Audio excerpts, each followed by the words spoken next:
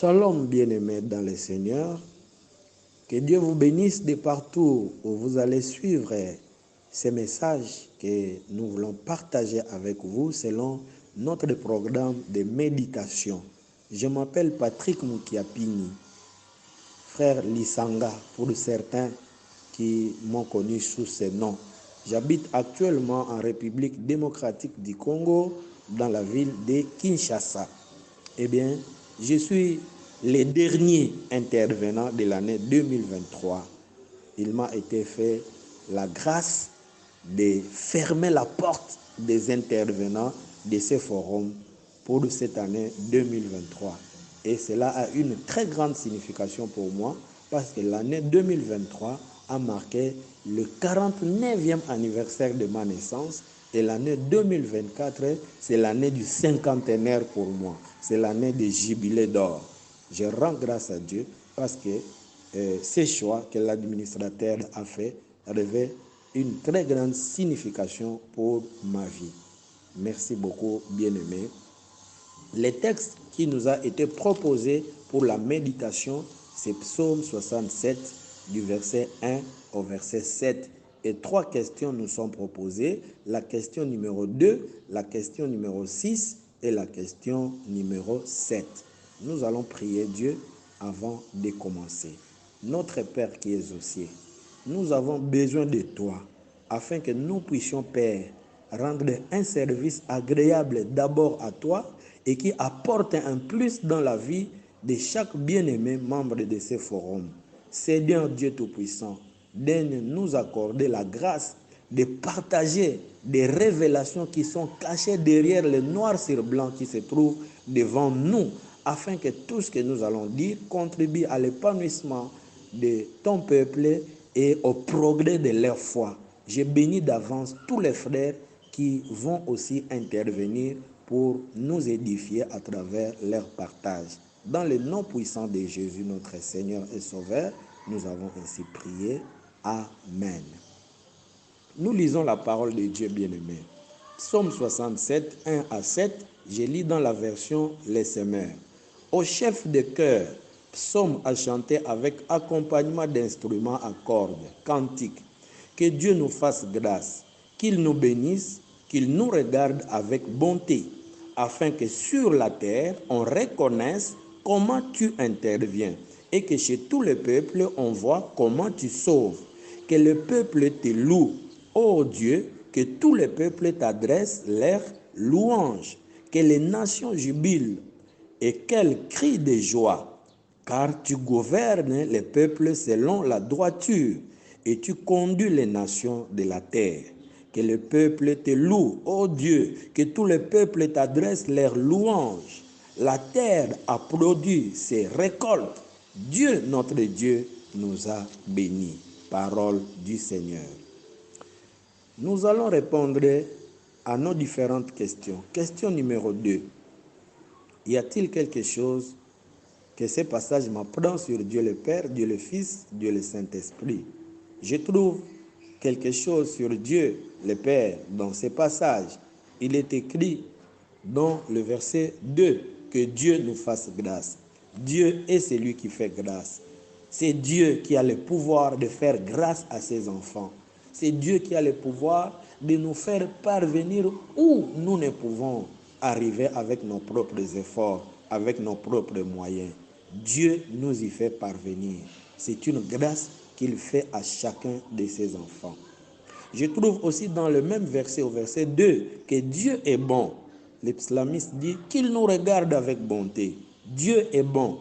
Dieu a un cœur de compatissant. Dieu a un cœur charitable. Dieu a un cœur plein de bonnes intentions pour faire du bien à ses enfants. Voilà ce qui signifie la bonté. Donc notre Dieu est bon. Notre Dieu est bon. Et je trouve aussi au verset 7 que Dieu est celui qui bénit. Dieu est celui qui bénit. Le psalmiste dit, la terre a produit ses récoltes. Dieu, notre Dieu, nous a bénis. Voilà. Donc, notre Dieu est celui qui nous bénit. Je trouve aussi au verset 4 que notre Dieu est digne de louange parce que la Bible recommande à tous les peuples de pouvoir les louer. pour ce qu'il est, pour ce qu'il accomplit dans nos vies. Bien-aimés, je vais répondre à la question numéro 6. Y a-t-il un avertissement? Je trouve au verset 5, la Bible dit que les nations jubilent et qu'elles crient de joie, car tu gouvernes les peuples selon la droiture. Je découvre dans la parole de Dieu que Dieu gouverne avec la droiture. Alléluia. Bien-aimés, nous avons des gouverneurs dans ce monde, mais nous sommes témoins de leur injustice. Nous sommes témoins de leur malhonnêteté vis-à-vis du peuple qu'ils dirigent. Nous sommes témoins de leur démagogie. Nous sommes témoins de leurs mensonges, de leurs discours trompeurs. Mais notre Dieu ne trompe personne. Notre Dieu gouverne avec honnêteté. Notre Dieu gouverne avec droiture. Notre Dieu gouverne en appliquant les règles de la justice. Alléluia. Notre Dieu gouverne avec droiture. Si vous êtes gouverné par Dieu, bien-aimés, sachez-le que vous serez gouverné avec droiture. Si c'est Dieu qui inspire la façon de gouverner d'une personne, certainement il va lui inspirer la droiture parce que lui-même Dieu gouverne avec droiture. Gloire au Seigneur. Je vais partager les vérités. Question numéro 7. Répondant à la question numéro 7, quelle vérité Dieu me révèle-t-il? Je trouve dans ces versets que dans ces passages, voulais-je dire que il y a plusieurs vérités, bien sûr, mais j'ai retenu 3 vérités. La première vérité, je vois ça dans les versets 2 et 3. La Bible dit que Dieu nous fasse grâce, qu'il nous bénisse, qu'il nous regarde avec bonté, afin que sur la terre, on reconnaisse comment tu interviens et que chez tous les peuples, on voit comment tu sauves. Donc, bien-aimés, la vérité que je découvre à travers ces versets, c'est que quand Dieu accomplit quelque chose, c'est pour le but d'enseigner aux hommes ce qu'il est. L'œuvre que Dieu accomplit parmi ses enfants devient une prédication pour les nations. C'est dans le but de prêcher les nations. Il y a des gens qui ne croient pas en Dieu, mais en voyant les œuvres que Dieu accomplit, reconnaîtront que Dieu est grand, reconnaîtront que Dieu est puissant. Beaucoup de gens croiront après avoir vu ce que Dieu a fait. On voit une femme qui a fait 2 ans, 4 ans, 5 ans sans avoir d'enfant. Mais un jour, Dieu le bénit et lui donne un fils. Et tout le monde dit, Dieu est merveilleux. Voilà, quand Dieu accomplit quelque chose, c'est pour enseigner à travers ce qu'il accomplit. Merci bien-aimé, d'aspirer à être l'objet des œuvres de Dieu pour que vous deveniez un canal d'enseignement pour le monde qui vous entoure. Quand Dieu accomplit quelque chose dans notre vie, c'est dans le but d'enseigner le monde. Gloire à Dieu. Je trouve une autre vérité au verset 4. Au verset 4, il est écrit que le peuple te loue, ô Dieu, que tous les peuples, si tout le monde, tout m'intéresse beaucoup, que tous les peuples t'adressent leurs louanges. Le psalmiste dit que tous les peuples puissent louer Dieu. Alors, en regardant ces versets bien-aimés, je constate que le psalmiste a utilisé un article défini, les peuples. Donc, c'est un peuple bien défini, c'est un peuple bien connu. Il s'agit donc du peuple de Dieu, Israël, le peuple de Dieu. Mais, par application aussi, nous qui avons cru en Jésus-Christ, nous sommes le peuple de Dieu. Pourtant, bien-aimé, ce qui m'interpelle dans ces versets, la vérité que je découvre, la Bible dit tous les peuples de Dieu. Pourtant, parmi les peuples de Dieu, je découvre qu'il y en a de plusieurs catégories dans les peuples de Dieu. Mais la Bible dit tous les peuples de Dieu. Nous sommes à la fin de l'année, le 31 décembre. Il y a parmi les peuples de Dieu ceux qui n'ont rien à manger. Ils sont en train de regarder qu'est-ce que nous allons manger pendant cette période de fête. Ils n'ont pas de poulet, ils n'ont pas de viande, ni haricots, ni riz. Ils sont là, en train de regarder à gauche, à droite, d'où viendra les secours. La Bible dit, louez le Seigneur, vous, tous les peuples de Dieu. La Bible nous recommande de louer. Pourtant, nous qui manquons de quoi manger, nous sommes parmi ces peuples. Dieu nous demande de le louer. Je vois parmi les peuples de Dieu ceux qui, à la fin de cette année, semblent être déçus parce que depuis le début de l'année, ils ont proclamé l'année 2023, année de victoire, année de succès, année de gloire. Mais ils arrivent aujourd'hui, le 31 décembre, ils sont les mêmes. La Bible dit qu'ils louent le Seigneur malgré la situation dans laquelle ils se retrouvent. Vous avez attendu un emploi, mais vous êtes encore au chômage. Vous avez attendu une promotion, mais vous êtes encore sur la même marche. Dieu vous demande de le louer. Je vois parmi les enfants de Dieu ceux qui souffrent de la stérilité. Depuis des années, ils ont les genoux pliés pour supplier Dieu qu'il puisse les visiter. Nous sommes les 31. Dieu ne les a pas donné un enfant au cours de l'année 2023. La Bible dit que tous les peuples, vous êtes dans le tout là, bien-aimés. Vous êtes dans le tout. Vous qui souffrez, vous qui avez demandé un enfant à Dieu et Dieu ne vous a pas donné. Dieu vous dit, louez-le. Il y a parmi les enfants de Dieu ceux qui sont victimes des actes criminels, comme chez nous ici à Kinshasa. On appelle ces bandits de Kuluna. J'ai vu une sœur ce matin qui nous a raconté qu'elle était victime hier de ces actes criminels. On lui a ravi sac, argent, téléphone. Et ce matin, elle est là en train de chercher comment résoudre les problèmes. La Bible dit, louez le Seigneur. Peut-être vous aussi dans le coin où vous êtes victime des actes criminels. On vous a volé, on vous a extorqué, on a cambriolé votre maison, on vous a pris argent et biens, vous avez tout perdu. Vous êtes dans le tout du peuple de Dieu, à qui la parole demande de louer Dieu. Loue Dieu, bien-aimé, alors que vous êtes à la fin de cette année qui vous a apporté beaucoup de malheurs.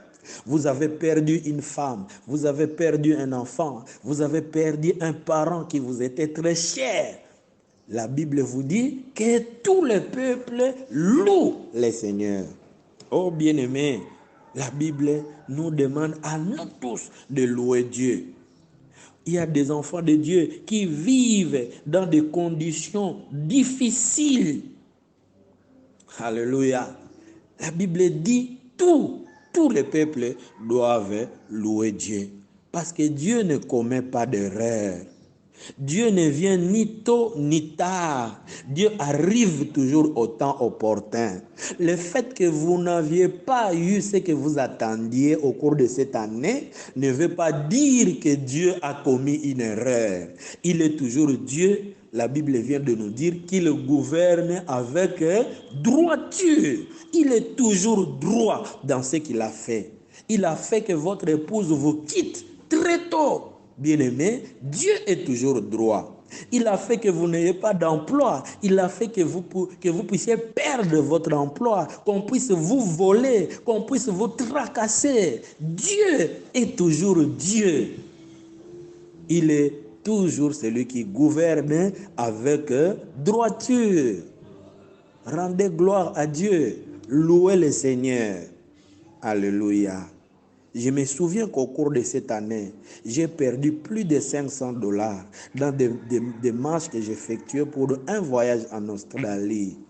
J'ai engagé des fonds et j'avais tous les documents à bon et due forme. J'allais répondre à une invitation d'un organisme de l'autre côté. Mais bien aimé, cela est arrivé que l'on ne me donne pas le visa.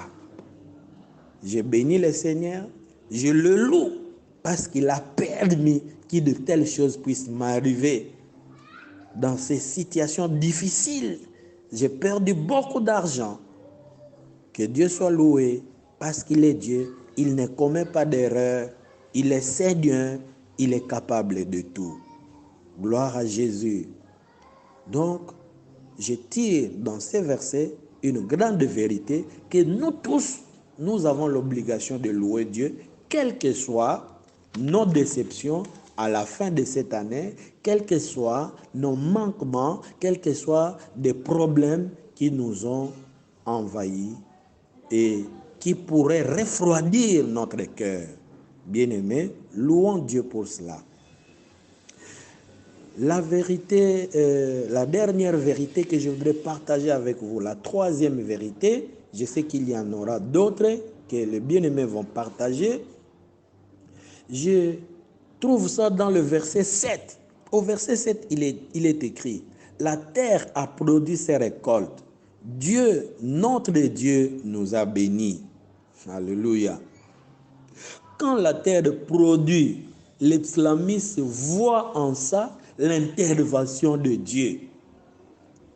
La terre a produit des récoltes, mais les psalmistes disent, c'est Dieu qui nous a bénis. Ainsi, bien aimé, la vérité que je trouve dans ces versets, c'est que nous, en tant qu'enfants de Dieu, nous devons attribuer à Dieu nos succès, nos prouesses et nos gloires. C'est vrai que nous avons sémé, c'est vrai que nous avons accompli beaucoup d'efforts pour avoir telle ou telle autre chose dans notre vie. Mais quand la chose est là, quand le succès est là dans notre vie, nous devons voir en ça la grâce de Dieu. Nous devons voir dans tous nos succès la main de Dieu qui est intervenue pour que nous ayons ce que nous avons. Vous êtes médecin, vous êtes ingénieur, c'est vrai que vous avez étudié. Vous avez un diplôme de licence, vous avez un diplôme d'ingénieur, parce que vous avez fourni beaucoup d'efforts pour étudier. Aujourd'hui, vous êtes engagé, vous avez l'argent, vous êtes en train de prendre en charge votre famille. Il faut voir en cela la grâce de Dieu. C'est Dieu qui vous a béni. C'est Dieu qui vous a béni. Vous avez des enfants, c'est Dieu qui vous a béni. Vous avez une belle voiture, vous avez la promotion, vous avez mangé. Vous êtes intelligent. Vous prêchez bien la parole de Dieu. Sachez que c'est la bénédiction de Dieu. Voilà pourquoi le psalmiste dit, la terre a produit ses récoltes, Dieu nous a bénis. Au lieu que le psalmiste voit la semence qu'il a mise en terre, mais il voit la main de Dieu. Oh bien-aimé, la Bible ne dit-elle pas dans Psaume 127 que si l'Éternel ne bâtit la maison, ceux qui la bâtissent travaillent en vain. En vain vous levez-vous tôt, en vain vous couchez-vous tard et mangez-vous le pain de douleur, alors que Dieu donne à ses enfants pendant leur sommeil. Oh bien-aimés, ces versets ne nous encouragent pas à la paresse, mais ces versets veulent que nous puissions voir au-delà de nos efforts l'intervention divine qui fait que nous ayons tout ce que nous avons. Donc, bien-aimés, si au cours de l'année 2023, la vie vous a souri, si au cours de l'année 2023, les choses que vous avez entreprises ont connu du succès, voyez en cela la bénédiction de Dieu. Ce n'est pas le fruit de vos efforts. C'est ce que Dieu disait aux enfants d'Israël. Gardez-vous de dire, lorsque vous serez dans la terre promise, que ce sont nos efforts qui nous ont fait acquérir toutes ces richesses. Reconnaissez que c'est votre Dieu qui a fait que vous ayez tout ce que vous avez dans votre vie. Que Dieu soit loué, bien-aimé. Donc, je trouve une grande vérité au verset 7. Attribuons nos succès, attribuons nos gloires, attribuons nos prouesses, attribuons nos succès, nos richesses plutôt à l'intervention de Dieu. Car tout ce que nous avons est l'émanation de la grâce de Dieu. Alléluia. Voilà, bien-aimés, les 3 vérités que j'ai tirées dans ces passages. Alors, quel est le verset qui me frappe le plus? Qu'est-ce que je peux partager avec mes frères? Je sais que vous aussi, vous allez partager selon que le Seigneur vous inspirera plutôt. Que Dieu vous bénisse pour ce que vous allez partager. Quant à moi, je reviens sur les versets 2 et le verset 3. Les versets 2 et 3 qui dit que Dieu nous fasse grâce, qu'il nous bénisse, qu'il nous regarde avec bonté, afin que sur la terre, on reconnaisse comment tu interviens et que chez tous les peuples, on voit comment tu sauves. Donc, bien-aimé, je me dis dans ma vie que les actions de Dieu deviennent une prédication pour le monde qui m'entoure. Quand Dieu accomplit quelque chose, que ça puisse enseigner ceux qui sont dans l'entourage, qu'ils comprennent qui est mon Dieu, qu'ils comprennent qui est le Dieu que nous servons. Et bien aimé, pour que chacun de nous puisse bénéficier de ces actions de Dieu et être une prédication pour son entourage, nous devons choisir les chemins de la foi. Nous devons nous engager dans une vie de foi. Car la Bible dit, c'est par la foi que nos ancêtres ont accompli des choses agréables devant Dieu. La Bible dit même dans Hébreux 11 que par la foi, ils ont terrassé des lions, ils ont éteint la puissance de feu, ils ont accompli telle chose. Par la foi. Donc, bien-aimés, si nous choisissons le chemin de la foi, il y a des choses que Dieu va accomplir dans nos vies et ces choses deviendront une prédication pour le monde qui nous entoure. La Bible nous dit que Moïse a refusé d'être appelé fils de la fille de Pharaon.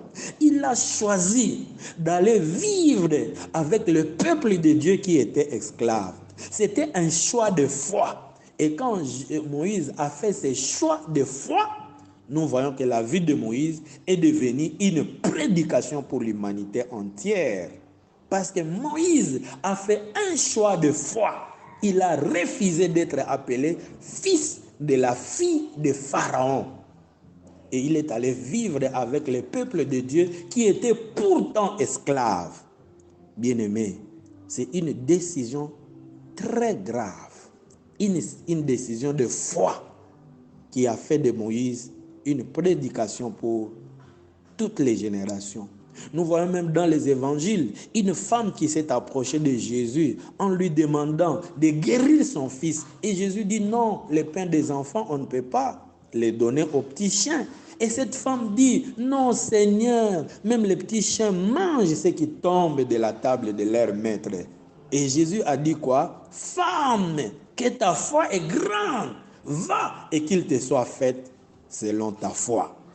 Voyez bien aimé, si vous choisissez les chemins de la foi, les œuvres de Dieu se manifesteront en vous et vous deviendrez un enseignement pour le monde qui vous entoure. Voilà ce qui nous est dit dans le verset 2 et 3, que Dieu accomplisse ses actions dans nos vies et que le monde sache comment Dieu intervient et comment il sauve. Mais comment Dieu va se manifester si tu n'as pas foi en ce Dieu-là? Voilà pourquoi je vous exhorte, bien-aimés, de choisir les chemins de la foi afin que les œuvres de Dieu se manifestent en nous et que le monde reconnaisse Dieu à travers ce qu'il accomplit dans nos vies. Soyez bénis, chers frères et sœurs, vous qui allez trouver aussi de quoi nourrir le peuple de Dieu à travers cette portion de l'Écriture. C'est par ici où je m'arrête. Et nous allons prier. Seigneur Dieu, merci pour ce partage. Nous recommandons tout celui qui va écouter ces messages entre tes mains, que tu les délivres, que tu les édifies, que tu les restaures et que ces forums soient bénis. Seigneur, comme je suis le dernier des intervenants de cette année, je te rends grâce et je confie l'année qui va commencer entre tes mains.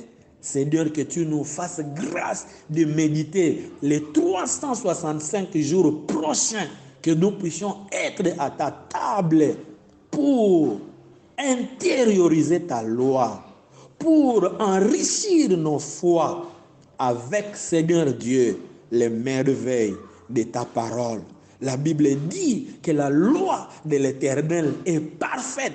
Elle restaure l'âme. Pour quiconque l'observe, la récompense est grande.